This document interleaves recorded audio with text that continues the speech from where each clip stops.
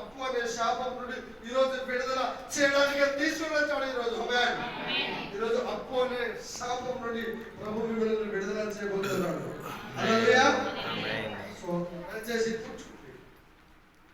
కూర్చోండి.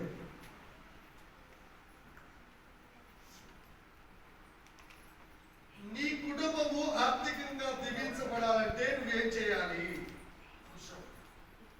ఈరోజు ఏంటిది? నీ కుటుంబము ఏ రకంగా ఆర్థికంగా అంటే ఫైనాన్స్ గా దీవించబడాలంటే మనం ఏం చేయాలి అనేది చాలా ఇంపార్టెంట్ అంశం. ఇది చాలా ఇంపార్టెంట్ అంశము. చాలా జాగ్రత్తగా వినాలి. ఇటు చూడొద్దు, వాక్యం మిస్ కావద్దు. సామెతల గ్రంథము 10వ అధ్యాయము 3 నుండి 4 వచనాల వరకు. సామెతల గ్రంథము 10వ అధ్యాయము 3 నుండి 4. రాసుకునే వాళ్ళు రాసుకోండి. ఈరోజు ఈ చేపెట్టి ప్రార్థన చేయండి వాక్యం మీద. సామెతల గ్రంథం 10వ అధ్యాయం 3 నుండి 4 వచనాలు చదువు పాస్టర్. సామెతలు 10వ అధ్యాయము 3 నుండి 4 వచనాలు. యెహోవా నీతిమంతుని ఆకలి కొనినీయుడు, భక్తిహీనుని ఆశను భంగము చేయును. బద్ధకముగా పనిచేయువాడు దరిద్రుడగును, శ్రద్ధ గలవాడు ఐశ్వర్యవంతుడగును. వేసవి కాలమున కూర్చువాడు బుద్ధిగల కుమారుడు, కోతకాలమందు నిద్రించువాడు సిగ్గుపరచు కుమారుడు.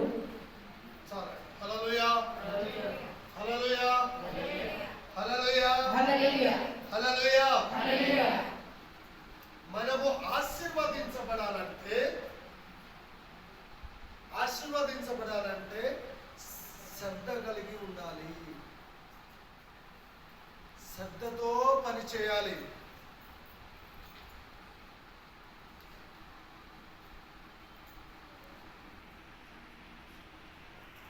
ఆ పని మీద నీకు శ్రద్ధ లేకపోతే నీకు ఆశీర్వాదం రాదు. అది ఉద్యోగం కావచ్చు, సేవ కావచ్చు, ఆటో కావచ్చు, కూలి పని కావచ్చు, ఏ పని అయినా నువ్వు ఈ పని చేయాలంటే ఖచ్చితంగా నీ మనసు అక్కడ పెట్టి అది అయ్యేంత వరకు ఖచ్చితంగా చేయాలి. పని చేయకుండా ఆశీర్వాదాలు పొందాలని కొంతమంది ప్రార్థన చేస్తుంది. నేనేం పని చేయను, ఇంట్లోనే కూర్చుంటా, ఆశీర్వాదం మాత్రం నేను నాకు వచ్చేయాలి అంటే రాదు. పని చేయమని ప్రభు చెప్పాడు. ఆమేన్. పని చేయకుండా ఆశీర్వాదం రాదు. వస్తుందా? పని చేయమన్నది దేవుడే. ఎలా చేయమన్నాడు? శ్రద్ధగా చేయమన్నాడు. చర్చికి రావాలనే ఇష్టం లేదు చాలా మందికి, శ్రద్ధ లేదు, ఆసక్తి లేదు. అది ఉంటే 10 గంటలకు చర్చి అంటే 12 గంటలకు వస్తారా? శ్రద్ధ ఉందా? భయం ఉందా? భక్తి ఉందా? 10 గంటలకు చర్చి అంటే 9 గంటలకు బయలుదేరి రావాలా? శ్రద్ధ ఉంటే, భయం ఉంటే, భక్తి ఉంటే. అది లేదు.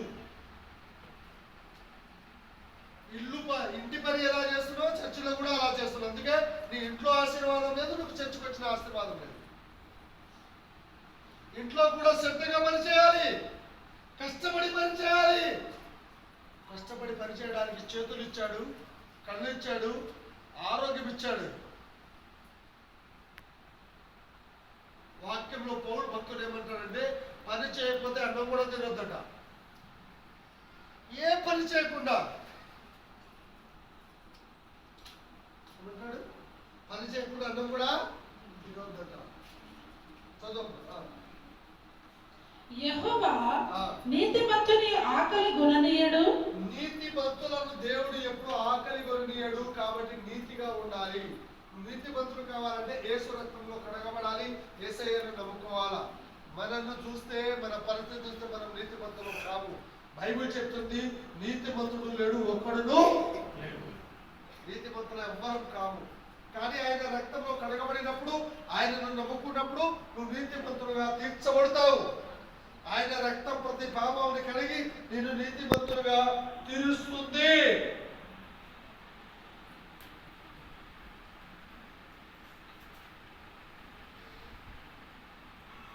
మందికి అశ్రద్ధ ఉంది, నిర్లక్ష్యం ఉంది, సోమరితనం. సోమరి ఆశపడదు కానీ వారికి ఏమి దొరకదు. సోమరి ఈరోజు చేయవలసిన పని నెల వరకు కూడా చేయరు. సోమరి అంటారు. పడుకుంటారు, తినడము పడుకోవడమే. ఈ నిద్ర, ఈ పడుకోవడము, అమ్మో, శ్రద్ధ ఉండదు, నిర్లక్ష్యము, సోమరితనము.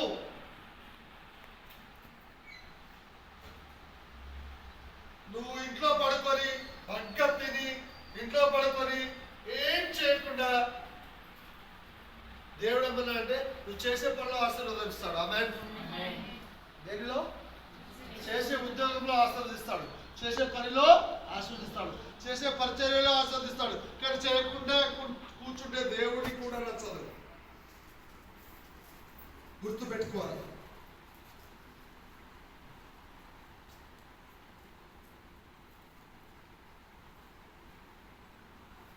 సామెతలు 10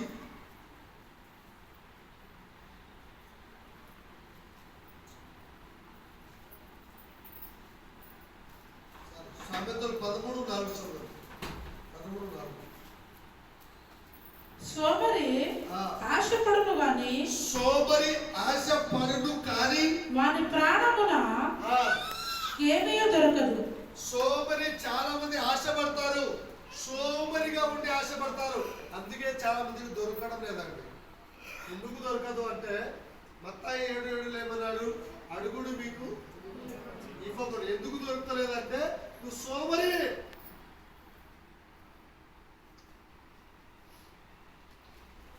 సోమరిగా చదువుకో అంటే సోమరి, ఉద్యోగం చేయమంటే సోమరి, పని చేయమంటే సోమరి. సోమరి బోతులు, చాలా మంది సోమరి బోతులు. సోమరి వాళ్ళు ఆశపడితే వాళ్ళకి దేవుడు ఇవ్వాలని దేవుడే చెప్పాడు. ఒకవేళ నీ కుటుంబంలో సోమరితనంగా ఉంటే అది తీసుకో, దేవుడికి ఇస్తాడు. శ్రద్ధ గల వారి ప్రాణము పుష్టిగా ఉండును. నీతిమంతునికి గల మాట అసహ్యము. భక్తిహీనుడు నిందించుచు అవమానపరచును. యథార్థవంతునికి నీతే రక్షకము. భక్తిహీనత పాపములను చెరిపివేయును. ధనవంతుని మని చెప్పుకొనుచు లేమిడి గల వారు కలరు. హల్లెలూయా, హల్లెలూయా. నీతి మరణములో నుండి రక్షిస్తుందట. ఉగ్రత దినము ఆస్తి అక్కరకు రాదు.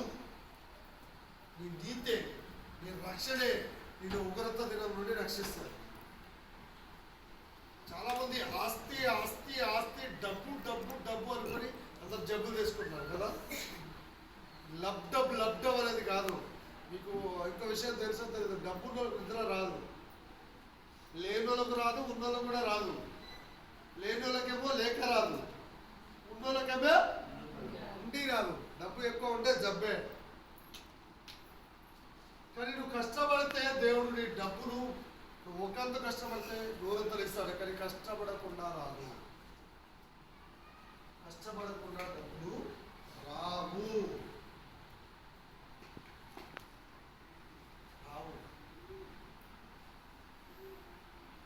ఆర్థికంగా దీవించబడాలంటే ముందు కష్టపడాలి, శ్రద్ధగా పనిచేయాలి. హితోపదేశ కాండం 28వ అధ్యాయము 7, 8, 9 వచనాలు చూడండి. 7, 8, 9 వచనాలు ఆర్థికంగా ఆస్వాదించబడాలంటే. హితోపదేశ కాండము 28వ అధ్యాయము 7, 8, 9 వచనాలు చూడండి.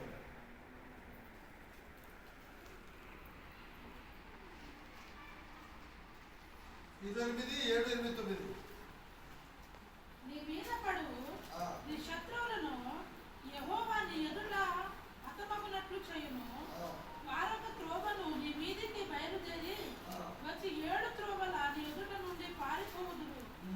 నీ కోట్లలోను నీవు చేయు ప్రయత్నములన్నింటిలోనూ నీకు దీవెన కలుగునట్లు యెహోవా ఆజ్ఞాపించును. నీ దీవెన, నువ్వు చేసే పనిలో దీవెన రావాలంటే 28వ అధ్యాయం 1వ వచనం చేయాలి. ద్వితీయోపదేశ కాండం 28వ అధ్యాయం 1వ వచనం చదువు. నీవు నీ దేవుడైన యెహోవా మాట శ్రద్ధగా వినాలి. దేవుడు చెప్పిన మాట శ్రద్ధగా వినాలి. దేవుని మాట వినాలి.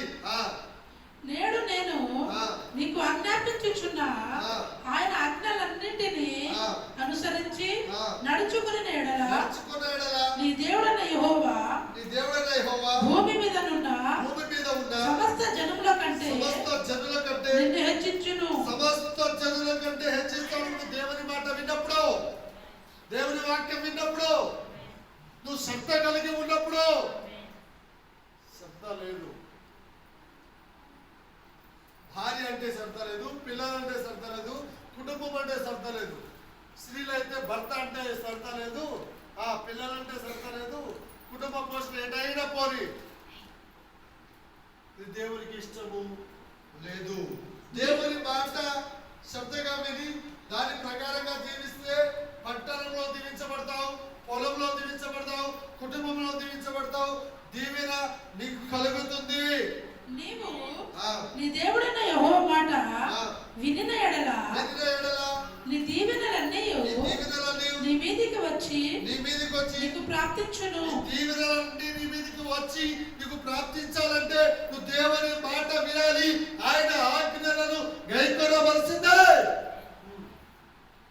నీవు పట్టణంలో దీవింపబడదువు, పొలంలో దీవింపబడదువు. నీ గర్భఫలము, నీ భూఫలము, నీ పశువుల మందలు, నీ దుక్కిటెద్దులు, నీ గొర్రె మేకల మందలు దీవింపబడుదును. ఇవన్నీ దీవించబడతాయి. ఆశీర్వాదం నీ దగ్గరికి వస్తుంది. కాకపోతే ఆయన మాట వినాలి. ఆమేన్. 9వ వచనం చదవండి. 28. నీ కోట్లలోను నీవు చేయు ప్రయత్నములన్నింటిలోను నీకు దీవెన కలుగునట్లు యెహోవా ఆజ్ఞాపించును. నీ దేవుడైన యెహోవా నీకిచ్చుచున్న దేశములో ఆయన నిన్ను ఆశీర్వదించును. ఆయనని నీ దేశంలో నువ్వు ఆశీర్వదించబడాలంటే నువ్వు దేవుని మాట వినాలి. నీ దేశంలో దీవించబడాలి. ఈ దేశంలో నువ్వు దీవించబడాలంటే నువ్వు దేవుని మాట వినాలి.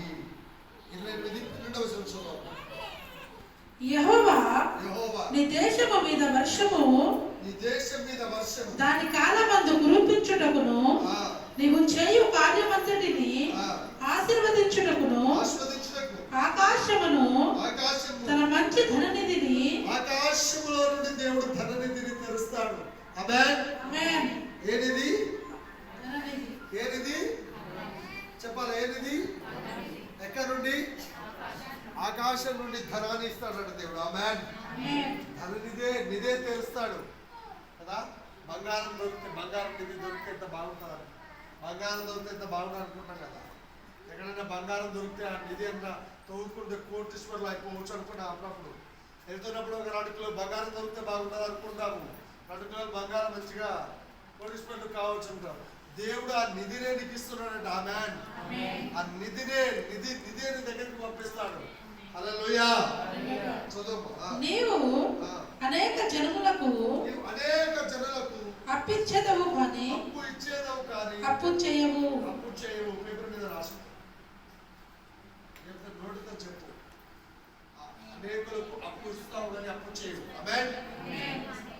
చెప్పండి ప్రజలు. అనేకులకు అప్పిస్తాను, అప్పు చేయను. ఇక్కడ వచ్చిన ఈ రోజు ఎవ్వరు అప్పు చేయకూడదు. హల్లెలూయా. ఎలా ఉండాలి? అప్పు ఇవ్వాలి. ఆమేన్. అలాంటి ఆశీర్వాదం దేవుని దగ్గర నుండి అడగాలి. హల్లెలూయా.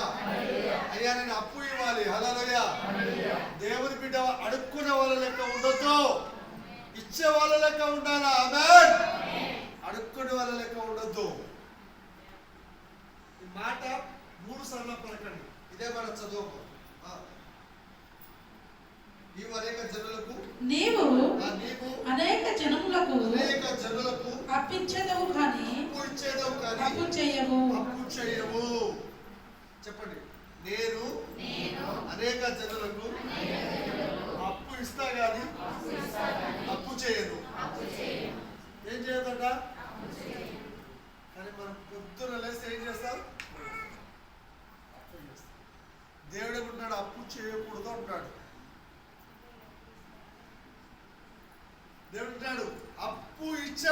చేస్తాడంట. ఆమేన్. ఈ రోజు వాక్యం విన్న వాళ్ళంతా అదృష్టవంతులు. దేవుడు నిన్ను అప్పు ఇచ్చేవాడిగా చేస్తాడు. ఆమేన్. నీ కుటుంబం ఆశీర్వదించబడాలి, నువ్వు అప్పు ఇచ్చేవాడిగా కావాలి. ద్వితీయోపదేశకాండం 28:12 మీ లైఫ్ లో గుర్తు పెట్టుకొని ఆ ప్రార్థన చేయండి. ఇలా నేను చేతిలో పోవాలి. మొదటి విషయం అయిపోయింది. శ్రద్ధ కలిగి పనిచేస్తే దేవుని ఆశీర్వాదం ఉంటుంది. రెండో విషయం, నువ్వు ఆర్థికంగా నీ కుటుంబంలో ఆశీర్వదించబడాలంటే ప్రతి విషయంలో దేవునికి అడగాలి. ఆమేన్. నువ్వు ఆశీర్వదించబడాలంటే అడగాలి, అడిగి పొందుకోవాలి. ఆమేన్. ఆశీర్వాదం రావాలంటే ఏం చేయాలి? ఎవరిని అడగాలి? పక్కన వాళ్ళపై అప్పు అడగడం కాదు, ఫస్ట్ దేవుని అడుగు. ఆమేన్. ఎవరిని అడగాలి? కానీ మనమే అడుగుతాం. లేడీస్కి ఒక గొడవ ఉంటుందండి. ఏంటి తెలుసా? ఒక సమస్య 100 మందికి చెప్తారు కానీ దేవుడికి చెప్పరు. ఎందుకంటే సమస్య ఉందనుకో లేడీస్కి, ఊరోళ్ళ కనబడ్డాడు వరకు అమ్మో నా భర్త ఇలాంటి వాడు, అమ్మో మొత్తం అప్పు చేసేసిండు, అమ్మో మొత్తం నాశనం చేసిండు. కానీ దేవుడిని అడగరు. నీ భర్త కోసం ఎవరిని అడగాలి? దేవుని అడుగు. చాలా మంది పిల్లలు అప్పులు చేస్తున్నారు. పిల్లల కోసం దేవుని అడుగు, ఆస్తి కోసం దేవుని అడుగు. నువ్వు దేవుని అడగాలి, అడిగినప్పుడు దేవుడికి అనుగ్రహిస్తాడు. ఆమేన్. నువ్వు ఆశీర్వదించబడాలంటే దేవుడిని అడగాలి. ఆమేన్. ఆశీర్వాదానికి రెండో శక్తి ఏంటంటే ఆయన్ని అడగాలి. 2వ దినవృత్తాంతములు 31వ అధ్యాయము 20-21 చదువు. బైబిల్లో టక్కున తీయాలి. చదువుకున్న లేరా ఇక్కడ ఎవరు? 2వ దినవృత్తాంతములు 31-20-21 వచ్చినారు. 31వ అధ్యాయము 20-21 వచ్చిన 2వ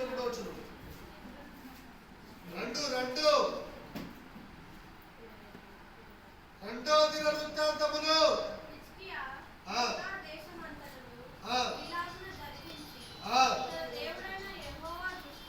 దేవుడైన యెహోవా దృష్టికి దేవుని దృష్టికి అనుకూలంగా చేయాలి. నీకు ఆశీర్వాదం రావాలంటే ఎలా చేయాలి? దేవుని దృష్టికి అనుకూలంగా చేయాలి. ఆమేన్. ఎవరి దృష్టికి? హిజ్కియా రాజు ఉంటే దేవుని దృష్టికి అనుకూలంగా చేస్తాడట. చదవమ్మా. తన దేవుడైన యెహోవా దృష్టికి అనుకూలంగాను యథార్థంగాను నమ్మకంగా. ఆ రాజే యథార్థంగా ఉన్నాడు. చాలా మంది యథార్థత లేదు, చాలా మందికి నమ్మకం లేదు. నమ్మకంగా మందిరానికి రావాలా, నమ్మకంగా ప్రార్థన చేయాలా, నమ్మకంగా పరిచర్య చేయాలి, చర్చిలో నమ్మకంగా ఉండాలి, ఇంట్లో నమ్మకంగా ఉండాలా, భార్య భర్తలు నమ్మకంగా ఉండాలా. పిల్లలు ఏం చేస్తారు? కాలేజీకి వెళ్తున్న అమ్మాయిని ఎక్కడికి వచ్చి కాడికి వెళ్ళిపోతారు. ఫోన్లో వస్తుంది. ఆ తర్వాత మీ అమ్మాయి కాలేజీకి వస్తలేదు, మీ అబ్బాయి కాలేజీకి వస్తలేదు. ఫెయిల్ అయిన తర్వాత పోతే మీ అబ్బాయి అసలే వస్తలేడు. నమ్మకం లేదు. భార్య మీద భర్త మీద నమ్మకం ఉండలేదు, భర్త మీద భార్యకి నమ్మకం ఉండాలి అంటున్నాడు దేవుడు. నువ్వు నమ్మకంగా ఉండాలి. నమ్మకంగా ఉంటే దీవెనలు కలుగుతాయి. యథార్థంగా ఉండాలి, నమ్మకంగా ఉండాలి. యోబు యథార్థంగా ఉన్నాడు. చాలా మందికి నమ్మకంగా ఉండరు. నమ్మకంగా ఉంటే, నమ్మకముగా ఉండు వాడికి ఆ దీవెనలు మెండుగా వస్తాయంట. ఆమేన్. సామెతలు 8వ అధ్యాయంలో ఉంది. ఎవరు తీస్తారు చూడండి. నమ్మకంగా ఉంటే నాకేమొస్తుంది అని అడుగుతారు. నేను నమ్మకంగా చర్చికి వస్తే నాకేమవుతుంది, నమ్మకంగా సేవ చేస్తే నాకేమవుతుంది, నమ్మకంగా దేవునికి ఇస్తే నాకేమవుతుంది అంటే, నువ్వు నమ్మకంగా చేస్తే నీకు నమ్మకం ఆ మెండైన దీవెనలు దేవుడు ఇస్తాడు. 8:11 అనుకుంటాను. 8వ అధ్యాయంలో ఉందన్నమాట.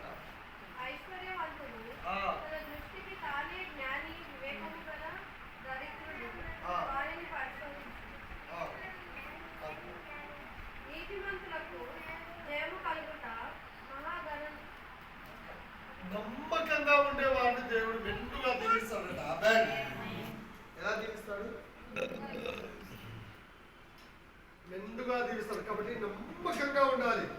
ఎన్ని రోజులు ఉండాలి? దేవుడు ఇచ్చే ఎన్ని రోజులు ఉండాలి.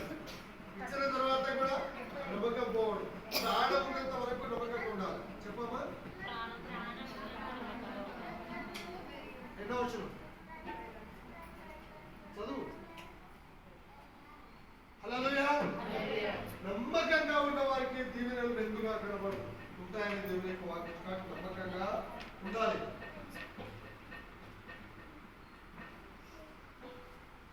నమ్మకంగా ఉండాలని దేవుని యొక్క వాక్యం. దేవుని మందిర విషయంలో నమ్మకంగా ఉండాలి, సేవల విషయంలో నమ్మకం ఉండాలి, పని విషయంలో నమ్మకం ఉండాలి, అన్ని విషయాలలో నమ్మకంగా ఉండాలి. చదువు 21 చదువు. దినవృత్తాంతం 31 చదువు. చదువు 2వ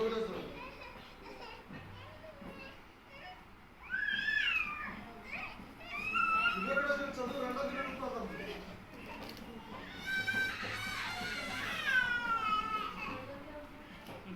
31, 20, 21. యెహోవా నిత్య చేసిన ప్రార్థన అంగీకరించి జనులను స్వస్థపరచెను. యెరూషలేములోనున్న బహు సంతోషపడుతున్నాయి. పులియని రొట్టెల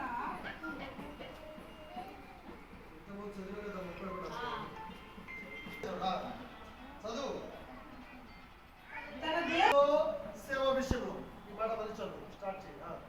హిజ్కియా హిజ్కియా యూదా దేశమంతటను కూడా ఇలాగున జరిగించి తన తన దేవుడైన యెహోవా దృష్టికి అనుకూలముగాను యథార్థముగాను నమ్మకముగాను పని చేయించి వచ్చాను. నమ్మకంగా యథార్థంగా పని చేస్తూ వచ్చాడు. తన దేవుని ఆశ్రయించుటకై దేవుని మందిర సేవ విషయమేమి, దేవుని మందిర విషయంలో, ధర్మశాస్త్ర విషయమేమి, ధర్మమంతటి విషయములేమి తాను ఆరంభించిన ప్రతి పని అతడు హృదయపూర్వకముగా జరిగించి వర్ధిల్లేను. దేవుని మందిరంలో నమ్మకంగా ఉన్నాడు, సేవకుని దగ్గర నమ్మకంగా ఉన్నాడు, శ్రమలో నమ్మకంగా ఉన్నాడు, హృదయపూర్వకంగా జరిగించాడు మందిరం, అందుకు వర్ధిల్లాడు. మందిరానికి వస్తాము, నమ్మకంగా ఉండాలి. డబ్బు విషయంలో నమ్మకంగా ఉండాలి. విశ్వాసంలో అన్ని విషయాలలో నమ్మకంగా ఉంటే వర్ధిల్లుతారు అని వాక్యం చెప్తుంది. అన్ని విషయాలలో నమ్మకంగా ఉంటే వర్ధిల్లుతారు. దేవుని మందిర విషయంలో నమ్మకం ఉండాలి, పని విషయంలో నమ్మకంగా ఉండాలి. ఎలా నమ్మకంగా ఉండాలంటే, నేను ఒకసారి 15 సంవత్సరాల్లో కొంతమంది సంఘంలో ఉన్నవాడిని బాబు మీటింగ్ పెడదా ఈ పని చేసుకోరాని అంటే, వాళ్ళ నమ్మకం ఏం చేస్తారంటే సంఘాన్ని నన్ను పక్కన పెట్టేసి వాళ్ళే ఒక సంస్థ రిజిస్ట్రేషన్ చేసుకొచ్చి వాళ్ళే డబ్బులు చేసుకున్నారు. అంత నమ్మకం అది. నమ్మకం అంటే ఇది కదా.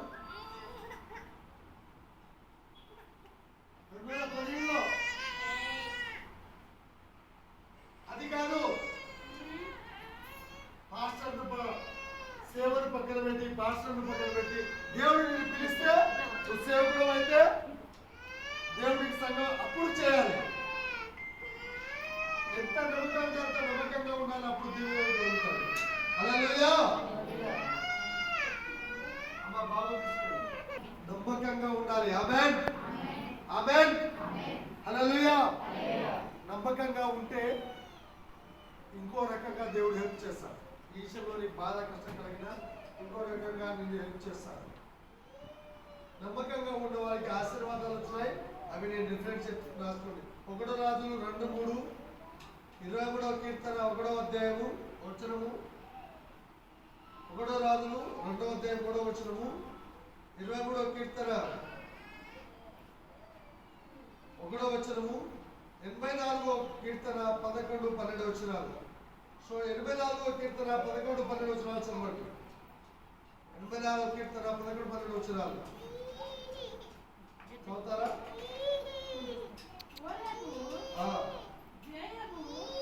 వారికి నీవు చేసినట్లు వారి ప్రధానులకు చేయుము. జవాబు 84 కీర్తన ప్రవర్తించు వారికి ఆయన ఏ మేలు చేయక మానడు. ఆమేన్. నేను యథార్థంగా వస్తే మేలు చేస్తాడు. ఆమేన్. మేలు చేయడం మానడు. యథార్థంగా పక్కన చెప్పండి, యథార్థంగా వస్తే దేవుడు ఖచ్చితంగా మేలు చేస్తాడు. నమ్మకంగా వస్తే దేవుడు ఖచ్చితంగా మెండుగా ఆశీర్వదిస్తాడు. ఎలా ఆశీర్వదిస్తాడు? మెండుగా ఆశీర్వదిస్తాడు. కీర్తనలు 23:1 ఏముంది?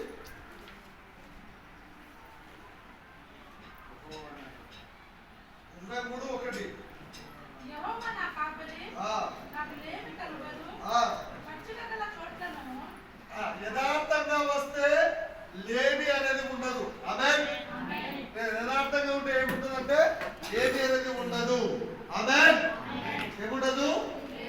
లేమి ఉండదు. హల్లెలూయా. నమ్మకంగా వస్తే యథార్థంగా ఉంటే లేమి లేదు. ఆమేన్.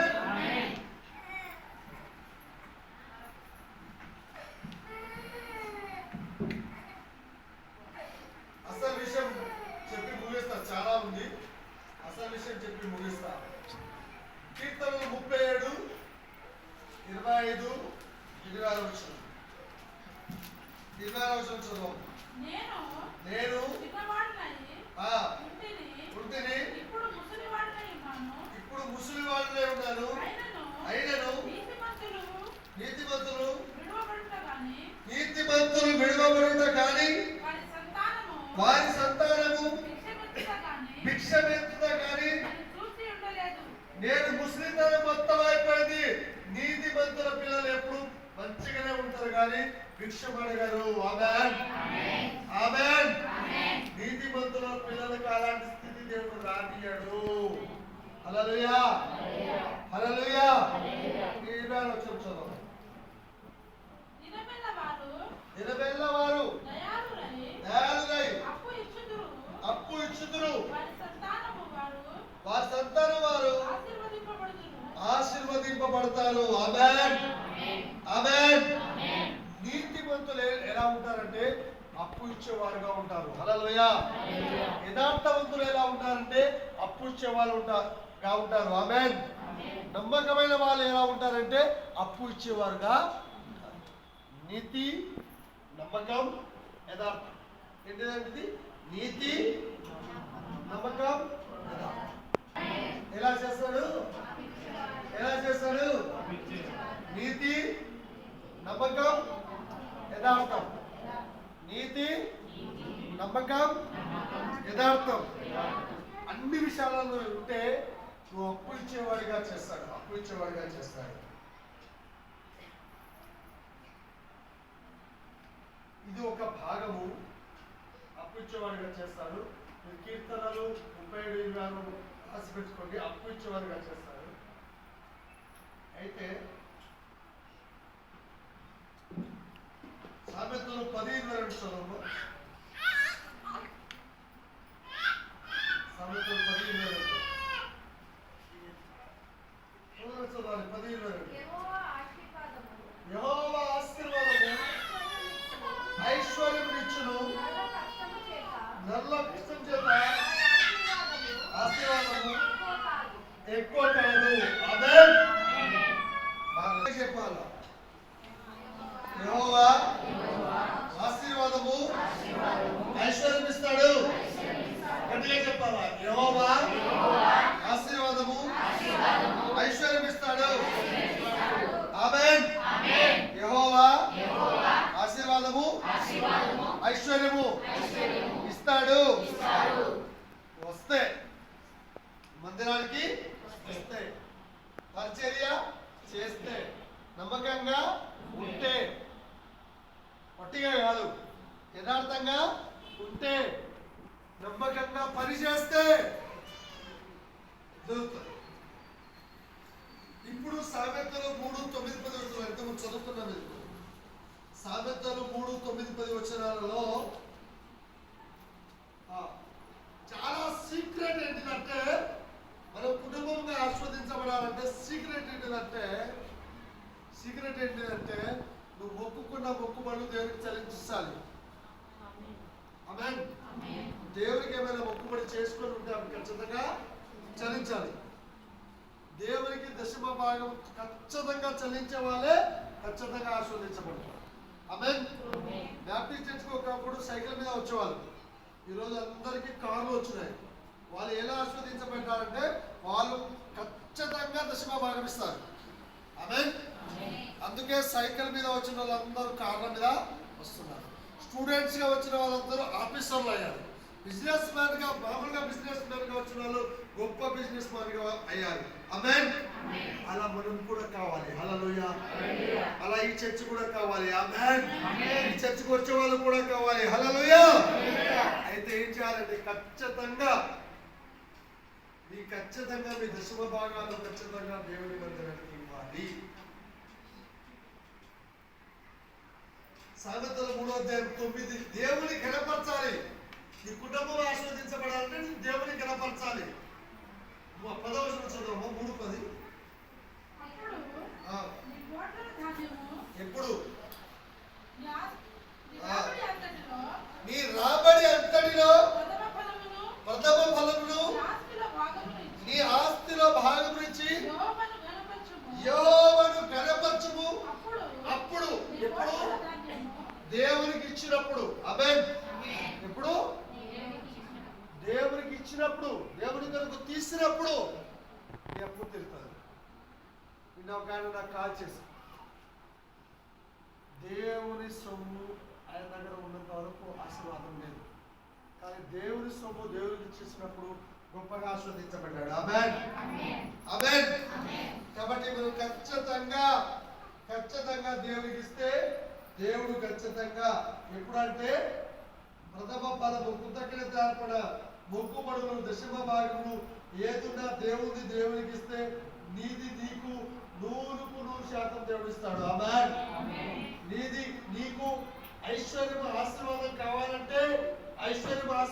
కావాలంటే నువ్వు నమ్మకంగా దేవుని మందిరానికి తీసుకుని ఇస్తే నమ్మకంగా నీకు ఐశ్వర్యం దేవుడు దయచేస్తాడు. అప్పు ఇచ్చేవాడిగా దేవుడు చేస్తాడు. కొత్తలో ఏంటంటే ఇంకా ఎన్ని సంవత్సరాలు ఇల్లు లేకుండా, కార్ లేకుండా, వెహికల్ లేకుండా, జాబ్ లేకుండా ఇంకా ఎన్ని సంవత్సరాలు ఈ శాపంలో ఉంటారు? దీనిలో విడుదల కావాలా? ఆమేన్. నీ కుటుంబం విడుదల కావాలా? నువ్వు విడుదల కావాలా? హల్లెలూయా.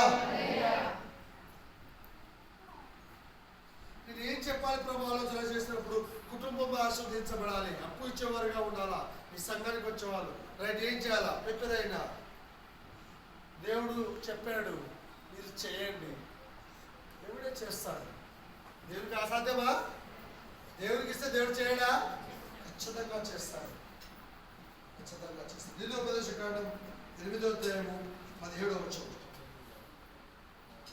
ద్వితీయోపదేశకాండం 8వ అధ్యాయము 17వ వచనం. 17-18 తొందరగా చదవాలి, టైం లేదు, టైం అయిపోయింది. 17-18. అయితే మీరు మా సామర్థ్యము, మా బహు బలము, ఇంత భాగ్యము మాకు కలుగజేసిరి అనుకొందురేమో. కాగా మీ దేవుడైన యెహోవా జ్ఞాపకము చేసుకోవాలి. ఏలయనగా తాను నీ పితరులతో ప్రమాణము చేసినట్లు తన నిబంధనను నేటి వలె స్థాపింపలేనని మీరు భాగ్యము సంపాదించుటకై మీకు సామర్థ్యం కలుగజేయువాడు ఆయనే. ఆమేన్. నీకు శక్తి లేదు, సామర్థ్యం లేదు, నువ్వు సంపాదించుకోలేవు, నీ వల్ల కాదు, కానీ నువ్వు దేవుడికి ఇస్తే అది నీకు దేవుడు ఇస్తాడు. ఆమేన్. శక్తి ఇస్తాడు, సామర్థ్యం ఇస్తాడు. హల్లెలూయా. ఏమిస్తాడు? శక్తి ఇస్తాడు.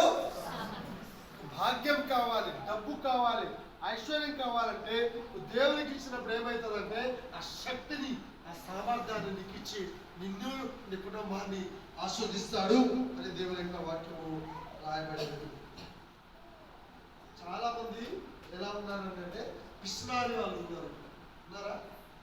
పిస్నారి చాలా మందికి పిస్నారి అంటే అర్థమైందా? ఆయన తినడు, వేరే వాళ్ళకి ఆయన తినడు, వేరే వాళ్ళకి ఇవ్వడు, దేవునికి కూడా ఇవ్వడు. పిసినారి అంటారు వాళ్ళని. హల్లెలూయా. అర్థమవుతుందా? 10 రూపాయలు సంపాదిస్తాడు, ఆయన తినడు, ఇతరులకు ఇవ్వడు, దేవునికి ఇవ్వడు. పిసినారి. ఆ కుటుంబము, ఆ జీవితము అక్కడే ఉంటుంది. సంపాదించే సామర్థ్యం దేవునికి ఇస్తున్నప్పుడు నువ్వు దేవునికి ఇస్తే అది 100 దేవుడు ఇస్తాడు. సామెతల గ్రంథంలో ఇదే మాట ఉంది. సామెతలు 11:25-26 బిగబట్టుకుంటారు ఇట్లా. దేవునికి వెలిసిన కాక దేవునికి వెలిసిన దశమభాగం ఇలా బిగబట్టుకుంటే మరి అక్కర్లన్నీ తీరిపోతాయి, మరి అప్పులన్నీ తీరిపోతాయని ఇలా పట్టుకుంటారు. బిగబట్టుకున్నారంటే నేను చెప్తాను, అక్కడే ఉంది. చదువు సామెతలు 11:25-26 తొందరగా. ఔదార్యం గలవారు